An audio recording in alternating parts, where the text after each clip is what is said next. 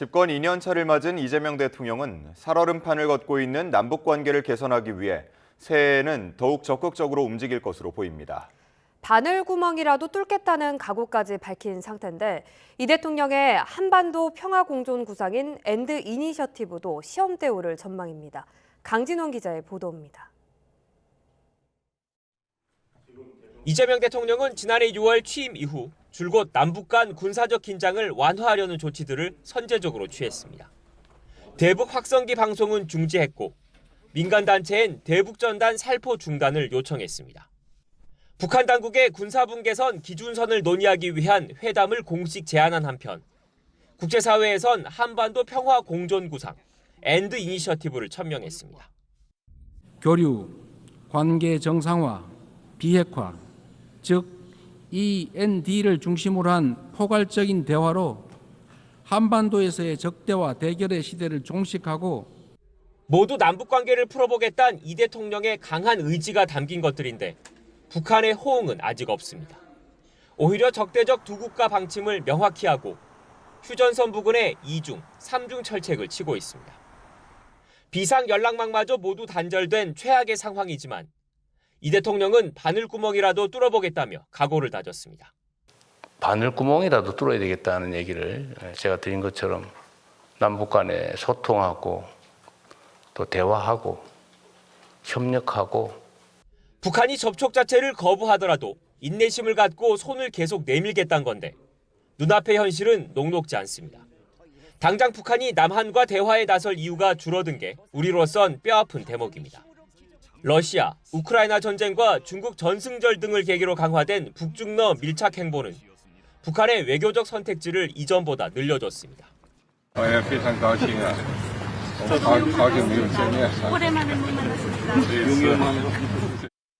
이런 현실적 한계를 고려해 이 대통령이 자처한 게 페이스메이커, 즉 북미 관계 개선부터 지원하는 역할인데 이 또한 아직은 이렇다 할 결실을 보지는 못하고 있습니다. 비핵화는 없다는 북한과 협상의 전제 조건을 맞추는 것 자체가 어려운 상태입니다. 하나같이 풀기 힘든 난제들인 건 분명합니다. 다만 그렇다고 포기하진 않겠다는 이 대통령의 생각 역시 명확한 만큼 꽉 막힌 남북관계의 돌파구를 찾으려는 시도는 새해에도 계속될 것으로 보입니다. YTN 강준원입니다. 더불어민주당이 1억 원 금품 수수 의혹을 받는 강선우 의원을 전격 제명하고 김병기 전 원내대표에 대해서도 징계 절차를 밟기로 했습니다. 정청래 대표는 성역이나 예외는 없고 끊어낼 건 끊어내야 한다고 말했는데 국정 운영 동력과 지방선거 악영향 우려가 겹치면서 초강수를 둔 걸로 풀이됩니다. 보도에 조은지 기자입니다. 안 받으면 진짜 무슨 불태우고 좀 아니 그런 얘기는 뭐 필요 없겠다. 죄송합니다. 하여튼 돈부터 돌려드리세요. 거 없어도 생각하겠습니다. 정말 이런 지난 2022년 지방선거 당시 공천 헌금 명목에 1억 원을 받은 혐의가 알려진 지 사흘 만에 강선우 의원이 민주당을 전격 탈당했습니다. 돈을 받은 적 없다고 버티던 강 의원은 새해 첫날 자신의 SNS에 이미 당과 당원께 너무나도 많은 부담을 드렸고 더는 드릴 수 없다고 적었습니다. 당을 떠나도 당이 요구하는 모든 절차에 성실히 임하고 수사에도 적극 협조하겠다는 말을 덧붙였습니다. 이 기습적인 탈당 발표 13분 뒤 민주당은 저녁 8시 긴급 최고위원회의를 소집했고 70분 논의 끝에 제명을 의결했습니다. 지난달 30일부터 강 의원을 조사한 윤리감찰단의 보고를 받고 내린 결정입니다. 차후에 복당을 원하는 경우에 그것이 지금 장부에 기록되어 있기 때문에 사실상 제명이 되도록 하는 그런 절차입니다. 그래서 탈당하였으나 제명키로 하였다. 1억 원 녹취록의 또 다른 축인 김병기 전 원내대표에 대한 징계 절차도 시작됐습니다. 민주당은 중앙당 윤리심판원에 신속한 징계 심판 결정을 요청했습니다. 앞서 정청래 대표는 지난달 25일 밤 9시 갑질, 특혜 의혹에 대한 윤리감찰단 진상조사를 지시했다고 뒤늦게 공개했는데 후속 절차를 빠르게 밟기로 한 겁니다. 정청래 대표는 지위고하를 막론하고 윤리감찰 대상이 되면 비껴갈 수 없다고 엄정 대응 방침을 강조했습니다. 강선우 의원 포함해서 어느 누구도 예외일 수 없고 성역일 수 없다. 끊어낼 것은 끊어내고 이어갈 것은 이어가겠습니다. 의혹이 꼬리를 물고 이어지는 상황에서 수사가 본격화하고 비판 여론까지 거세지자 민주당은 새해 벽두 칼을 뽑았습니다. 도덕적 우월성을 자부해온 여권으로선 대형 악재에 나름대로 불을 끈 셈인데 효과가 있을지 회의적인 목소리가 작지 않습니다. YTN 조은지입니다. 지난해는 유난히 대형 개인정보 유출 사고가 여러 발생해 이용자들을 불안에 떨게 했습니다. 새해에는 국민 눈높이에 맞춰 더욱 강력한 철퇴가 내려지고 기업의 책임과 투자도 키웁니다. 새해 달라지는 개인정보 보호 정책, 양희력 기자가 보도합니다.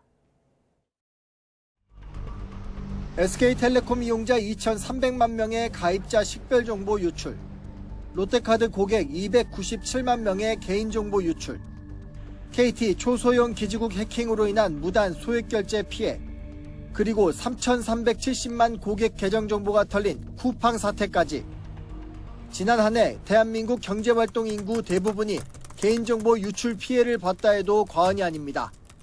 해킹 기술이 고도화된 탓도 있지만 처벌이 약해 기업들 경각심이 부족한 거란 지적이 꼬리표처럼 따라붙었습니다. 이에 따라 새해에는 정부가 국민 눈높이에 맞춰 제재 수위를 한층 강화하는 방안을 추진합니다. 우선 전체 매출액의 3%에 불과한 과징금을 10%까지 끌어올려 책임을 더욱 엄중히 묻습니다. 반복적이거나 중대한 법 위반 행위에 대해 매출액의 10%까지 부과하는 징벌적 과징금을 신설하여 강력한 억지력을 확보하고 단체 소송으로 손해배상이 가능하도록 관련 법조항도 손봅니다. 대신 개인정보 보호에 적극적으로 투자한 기업은 과징금을 줄여주는 유인책도 함께 도입합니다. 갈수록 대형화, 복잡화하는 개인정보 유출 사고에 효과적으로 대응하기 위해 수년째 제자리 걸음이던 인력도 보강합니다. 이와 별개로 예방전담 조직을 신설해 개인정보 유출 피해를 사전에 막도록 실태 점검에 나섭니다. 다만 법 개정으로 징벌적 과징금이 도입되더라도 일파만파 논란인 쿠팡 사태에는 소급 적용이 어려워 대책 마련이 필요하다는 목소리도 나옵니다. YTN 양일혁입니다. 출근길 날씨 살펴보겠습니다. YTN 야외 스튜디오 연결합니다. 정수현 캐스터. 네, 정수현입니다. 네, 갈수록 날이 추워지는 것 같습니다. 네, 매서운 추위가 절정에 달했습니다. 현재 서울 기온이 영하 11도로 평년 기온을 6도나 밑돌고 있고요. 체감 온도는 영하 16도까지 곤두박질했습니다. 새해 첫 출근길 옷차림 따뜻하게 하고 나오셔야겠습니다. 네, 호남 서해안과 제주 지역의 눈 상황은 어떻습니까?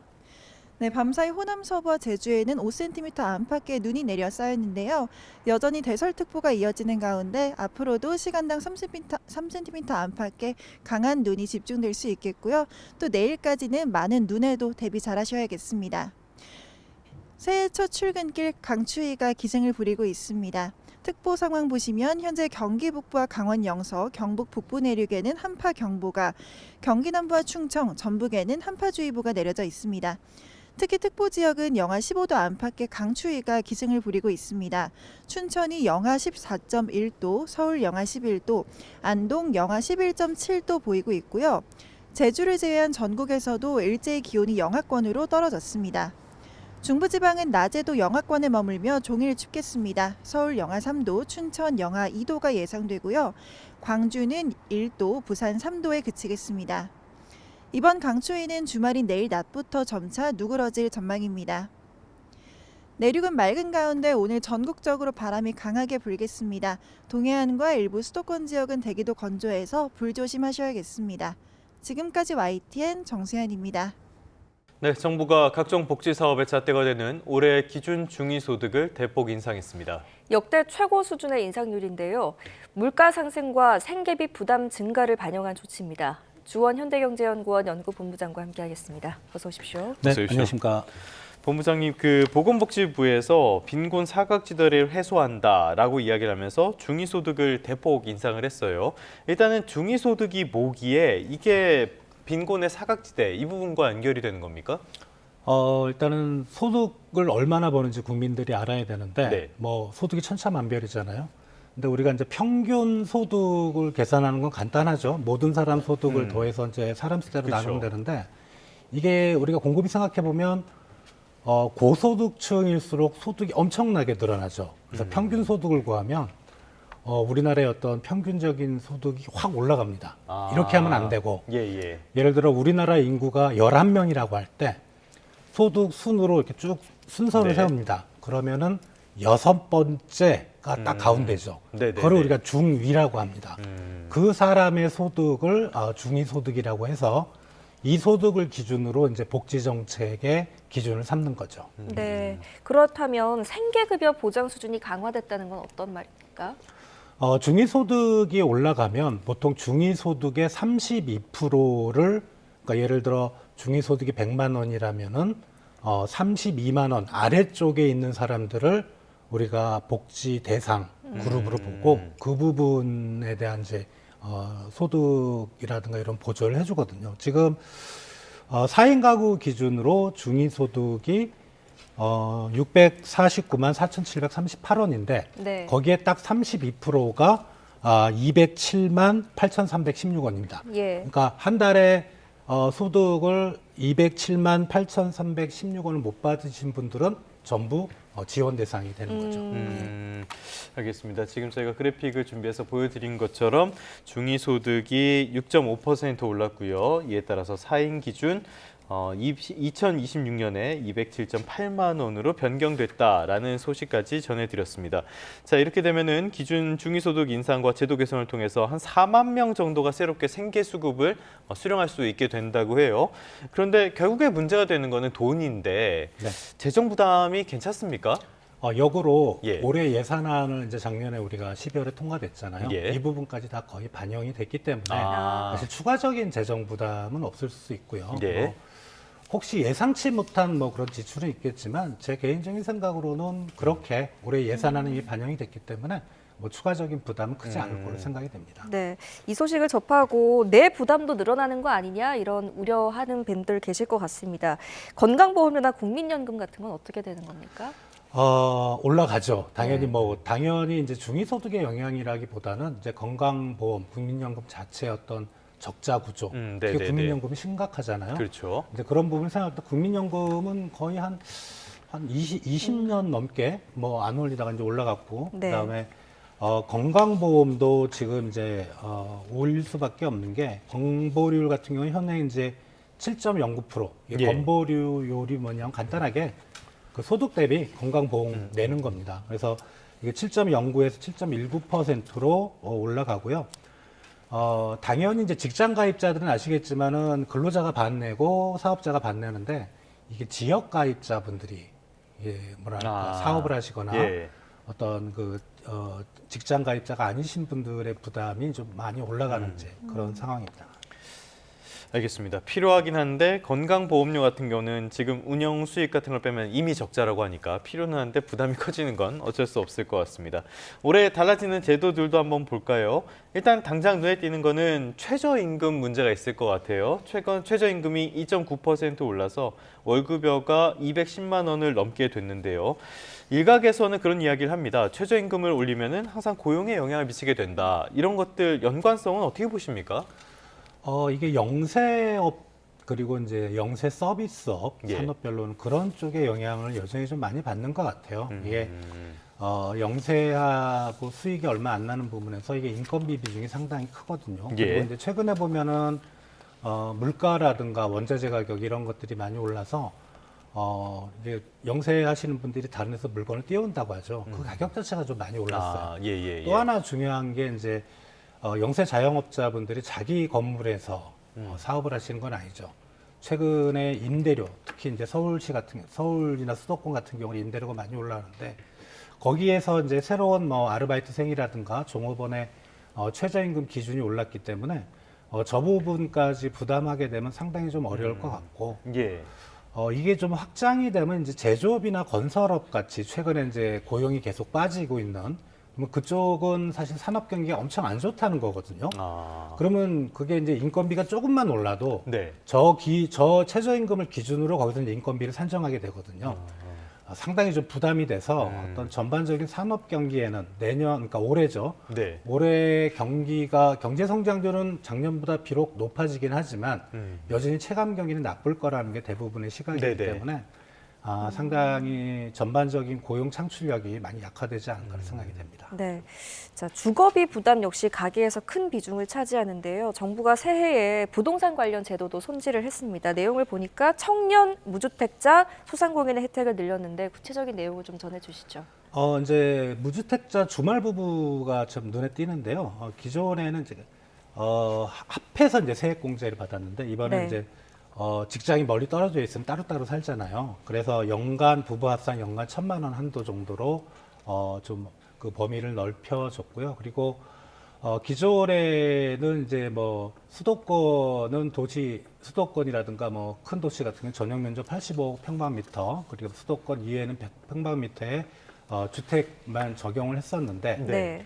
무주택 이제 3자녀 이상이면 어디든 수도권이라도 뭐 전용 면적 100평방미터 이하로 넓혀줬고 그리고 이제 주택 마련 저축 소득 공제도 원래 작년 말에 끝나게 돼 있었는데 이게 3년 정도 더 연장을 해줬습니다. 그리고 이제 청년층이 중요한데요. 이게 청년들이 뭐 주택드립 청약 통장이라 그래서 뭐 이렇게 자기 집 마련하기 위해서 정부가 제도를 마련했고 그게 작년 12월 31일 가입자까지만 이자 소득에 대해서 비과세 혜택을 줬는데 이것도 3년 연장을 했습니다.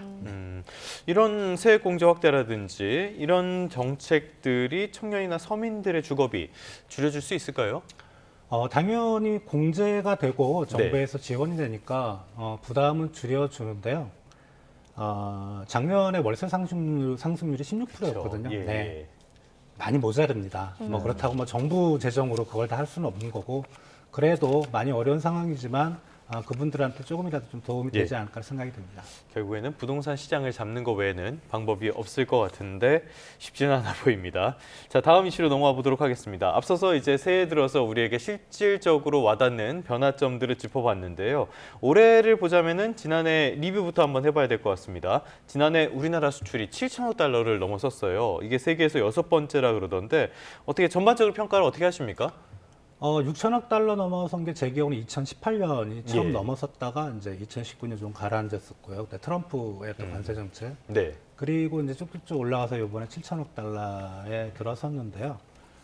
세계 6번째라고 하죠. 뭐 6번째가 중요하기보다는 뭐 미국, 독일, 중국, 일본, 네덜란드 그런 순으로 해서 6번째라고 하는데 작년 연간 그 수출 증가율이 3.8%였거든요. 저희 연구원이나 뭐 대부분의 기관들이 한 작년 여름 가을쯤에는 작년 연간으로 수출이 플러스가 나올 거라고 생각을 못했습니다.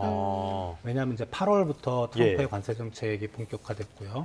근데 그런 부분 때문에 좀 상당히 어려울 거다라고 생각했는데 그래도 플러스 3.8% 연간 기준으로 7천억 달러 넘어섰다는 거는 우리 수출 기업들이 엄청나게 고생을 많이 했고 노력을 많이 했다는 생각이 됩니다. 네. 근데 말씀을 듣다 보니까 자연스럽게 이런 우려도 생기는데요. 너무 한 산업에만 기대고 있는 거 아니냐 이런 우려가 나옵니다. 반도체 수출 비중이 24%를 넘었는데 이 정도면 의지하고 있는 비중이 어떻게 되나요? 상당히 높죠. 네. 뭐 대만 같은 나라가 아닌 이상에 한 품목이 전체 수출의 4분의 1이라는 거는 상당히 좀 높은 수치고요. 네. 우리가 연간 수출 증가율 작년 거가 이제 플러스 3.8%인데 반도체 부분을 빼고 제가 계산을 해보니까 마이너스 1%가 나오더라고요. 이 말은 반도체 수출 경기가 호황이었지. 정확히 표현하면 우리나라 수출 경기는 호황이 아니었다. 네네네. 그게 상당히 좀 우려가 되고요. 올해 전문가들의 시각이 좀 갈리긴 한데 반도체 슈퍼 호황 사이클이 올해 상반기에 끝난다는 시각도 있고 AI라는 어떤 그런 산업 때문에 좀 더 간다는 시각도 있는데 과거의 예를 보면 반도체 경기는 나빠지면 갑자기 나빠지는 경향이 있습니다. 작년에 반도체에 대한 의존이 그렇게 높았다면 역으로 반도체 경기가 나빠진다면 올해 수출이 엄청나게 안 좋을 가능성도 분명히 있는 거죠. 말씀하신 것처럼 지금 수출이 안 좋은 품목을 꼽아보자면은 대표적으로 철강이나 석유화학 이런 부분들을 꼽을 수 있을 것 같아요. 이런 쪽들 올해는 개선된 여지가 있을까요? 두 산업의 어떻게 보면은 공급 과잉, 우리나라의 공급 과잉이라기보다는 글로벌 공급 과잉인데요. 철강 같은 경우는 조강 생산량 기준으로 중국 기업들이 전체 시장 점유율의 50%가 넘습니다. 근데 중국의 철강 산업이 아시다시피 지금 상당히 구조조정이 강하게 들어가 있어서 그런 철강제들이 이제 바깥으로 나올 때는 가격이 덤핑이 돼서 나오거든요. 네. 그래서 우리 철강 기업들이 상당히 어렵고 그리고 우리 이제 미국으로 가는 철강 제품에 대해서 50% 관세가 매겨져 있잖아요. 그러다 보니까 석유화학도 비슷한 상황이고요. 우리 철강과 석유화학 산업은 올해에도 작년처럼 그렇게 수출 경기가 좀 나쁘지 않을까 생각이 됩니다. 네, 알겠습니다. 또 자동차 수출 이야기 빼놓을 수 없는데 미국 관세 이제 부과된다는 얘기 나올 때부터 사실 가장 또 걱정을 했던 분야 중에 하나입니다. 근데 관세 압박 속에서도 자동차 수출이 늘어났네요. 그 배경은 뭐라고 보십니까? 미국으로 가는 건 분명히 줄었습니다. 네. 그럴 수밖에 없는 거죠. 그렇지만 이제 미국의 현지 생산 비중을 좀 우리 수출에 가는 물량은 좀 줄이고 미국 내에 있는 공장에서 생산 비중을 높여서 그래도 좀 어느 정도 커버한 것 같고 그리고 트럼프가 대선 그러니까 재작년 11월이겠죠. 대선 기간 이미 이전에 이 관세 인상 정책을 명시적으로 얘기를 했거든요. 네. 특히 자동차에 대해서. 그래서 우리 자동차 기업들이 긴장하고요.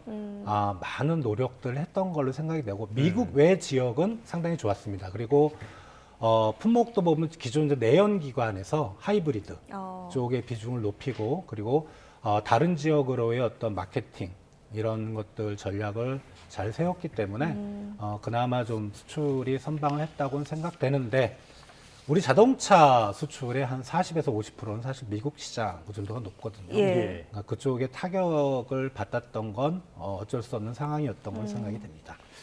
알겠습니다. 전반적으로 봤을 때는 자동차, 반도체는 호조세였고 반대로 다른 산업들은 별로 안 좋았던 그런 모습들을 확인할 수가 있는데 여러 가지 경제 지표들이 혼재돼서 나오고 있는 것 같아요. 복지는 확대되고 부담은 늘고 수출은 호조이고 전반적인 지표는 괜찮은데 심리는 여전히 나쁘고 지금 한국 경제 어떤 상황으로 보십니까? 복지가 확대됐다는 거는 우리가 이런 식으로도 해석을 해볼 수 있는 거죠. 그리고 지금 복지 어떤 급여 기준이라든가 이런 중소득이 크게 상승률이 높아졌다는 건 그만큼 우리 내수가 삶이 좀 국민들의 삶이 팍팍하다는 거거든요. 정부도 인지를 하고 있는 거고 물가도 많이 오르고 그러면 내수 경기는 사실 올해는 그렇게 빨리 회복될 가능성은 크게 높지는 않고 수출은 반도체가 쭉 버텨주면 좋은데 반도체의 업황이 언제 끝날지 호황이 언제 끝날지도 모르고 사실 반도체를 뺀 수출은 마이너스거든요. 그렇다면 올해는 내수와 수출 모두에서 우리가 큰 기대를 하기 어렵고 그 말은 올해 경제 상황도 물론 숫자 자체 성장률은 작년 1% 내외에서 올해 2% 내외로 올라가는 건 분명하지만 국민들이 체감하는 경기는 결코 좋아지기는 어렵다 이렇게 생각이 됩니다. 자, 그렇다면 앞으로를 대비하는 이야기도 해봐야 될 텐데요. 2026년에 가계와 기업이 각각 경계해야 할 리스크 어떤 게 있을까요? 일단은 경기의 회복 속도가 상당히 느리다는 거. 그렇다면은 이제 가계와 기업의 입장에서는 부채를 줄이는 방향으로 운영을 할 수밖에 없습니다. 그리고 최근에는 시장 금리를 보시면 알겠지만 이제 사이클이 올라가는 사이클이거든요. 부채가 많은 기업들의 이자 부담이 커지고 또 하나는 요런 좀 고만고만한 경기 상황에서 항상 터졌던 이슈가 뭐냐 하면 뭔가 글로벌 유동성의 버블 이슈가 한 번씩 꼭 터집니다. 그게 엄청나게 크게 터질 수도 있고 작게 터질 수도 있지만 그러면은 자산 시장, 주식이나 부동산 시장, 외환 시장 이런 것들이 한번 크게 출렁거릴 수 있어서 그쪽에 투자하고 계시는 투자자분들은 그 변동성에 상당히 조심하셔야 될 것 같습니다. 네, 끝으로 그렇다면 이 상황도 살펴보도록 하겠습니다. 전반적인 본부장님의 말씀을 들어보면요. 경기 회복이 느리고 내수 심리 여전히 나쁘고 특정 산업에 대한 의존도 커지고 우리도 이런 상황들을 돌파할 수 있는 어떤 계기를 만들어야 될 거 아닙니까? 어떤 방안이 있다고 보십니까? 일단은 민간 쪽에서는 지금 계기는 만들 수 없다고 생각이 되고요. 정부 쪽에서 만들어야 되는데 저는 계속 말씀드렸다시피 지금 정부의 AX, AI 트랜스포메이션 이거를 좀 속도 있게 나가야 될 것 같고 지금 내수 쪽에서 가장 어려운 게 사실은 건설 투자입니다. 주택 공급 정책 빨리 신속하게 뭔가 법을 고쳐서라도 신속하게 해야 되지 않을까 생각이 됩니다. 알겠습니다. 주택 공급 정책 이런 거는 내수 경기뿐만이 아니라 우리의 부동산 시장 안정에도 직접 연결되니까요. 말씀하신 것처럼 속도를 잘 내줬으면 좋겠습니다. 지금까지 주원 현대경제연구원 연구본부장과 함께했습니다. 오늘 말씀 고맙습니다.